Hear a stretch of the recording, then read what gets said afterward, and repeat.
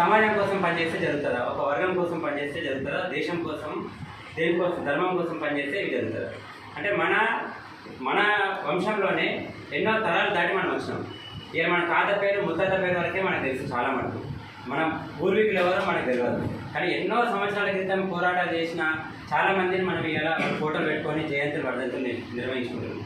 ఎందుకంటే వారి కోసం, వారి కుటుంబం కోసం వారు బతకలే, వారు అణగారిన ప్రజల కోసం, ఒక సమాజం కోసం, ఒక దేశం కోసం పోరాడారు కాబట్టి మనం ఇలా వాళ్ళని గుర్తించుకుంటున్నాం. అదేవిధంగా ఈ మాలోజీ వీరన్న కూడా ఒక అణగారిన వర్గాల కోసం పోరాడారు కాబట్టి ఇవాళ మనం ఆయన వర్ధంతి 25వ వర్ధంతి జరుపుకుంటున్నాం. మనకు కూడా అవకాశం వచ్చింది. బీసీ కులాలు అందరం కూడా ఒకటై బీసీ కుల ఐక్య వేదిక అనేది నిర్వహించుకొని బీసీ కులాలను కూడా రాజ్యాధికారానికి దగ్గర చేయాలి. అంటే ఒక సామెత, చిన్న సామెత చేస్తారు. రెడ్డిలు వెలుమలు ఎవరైతే పార్టీలు ఉంటారో వాడు 18 సంవత్సరాల తర్వాత డైరెక్ట్ పార్టీకి నాయకత్వం వహిస్తాడు.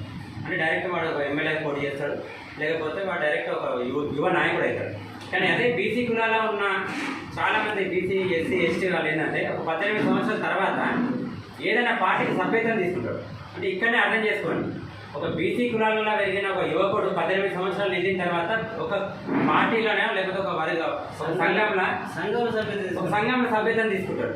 కనీసం మన కులంలో అప్పటిదాకా మనకి సోదరుడు వాళ్ళ తల్లిదండ్రులు వాడికి చెప్పారు. కానీ అదే ఒక రెడ్డి, ఒక వెలుమ, ఒక ఓసీ కులాలల్లో వాడికి 18 సంవత్సరాలు నిండిన తర్వాత వాడు డైరెక్ట్ ఎమ్మెల్యే పోటీ చేస్తాడు, డైరెక్ట్ యువ నాయకుడు అవుతాడు, డైరెక్ట్ పదవిని తీసుకుంటాడు.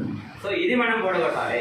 బీసీ కులాల ఐక్యవేదిక తరపున మనం మల్కాజ్గిరిలో మనందరం ఒకటై మనమే కాదు నాయకత్వంగా ఇంకోటి మన లోపల కూడా ఎటువంటి చిన్న మనస్పార్థాలు వచ్చినా 4 గోడల మధ్య కూర్చొని సామరస్యంగా మాట్లాడుకొని నేను ఒక మాట నిన్నంట, నువ్వు నన్ను ఒక మాట అనాలి. కానీ బయటికి పోతే మాత్రం అరే ఇది బీసీలు రా, వీళ్ళ వెనుక మనం నిలబడాలని సమాజానికి ఒక సంకేతం ఇచ్చే విధంగా అందరం కలిసికట్టుగా పోదామని తెలియజేసుకుంటూ నాకు ఈ అవకాశం ఇచ్చిన అందరికీ కూడా ధన్యవాదాలు.